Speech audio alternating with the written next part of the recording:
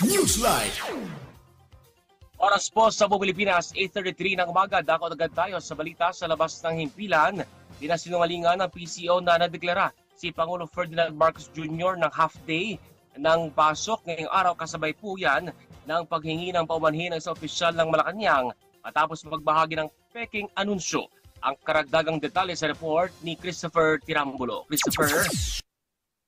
Pinabulaanan ng Presidential Communications Office na idineklara ng special half-working day ngayong araw, Disyembre 22.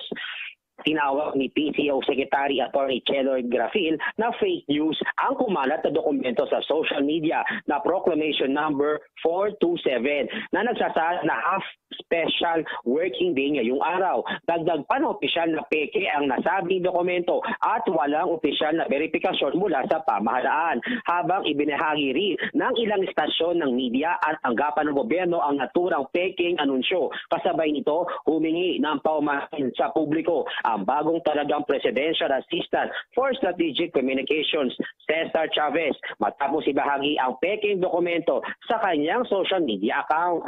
Dagdag pa ng opisyal, inako niya ang pagkakamali dahil sa hindi niya nasuri ang verifikasyon sa naturang peking anunsyo. Walang sinabi ang ahensya kung papatawan ng parusa si Chavez dahil sa pagbabahagi ng peking impormasyon. Batay sa official gazette, ang totoong Proclamation Number 427 ay tungkol sa pagdedeklara sa siyam na individual bilang manlilika ng bayan 2023. Una lang idineklara ni Pangulong Ferdinand Bongbong Marcos Jr. ang Disyembre 26, araw ng Martes, ang special non-working holiday. Christopher Tirambulo, Newsline.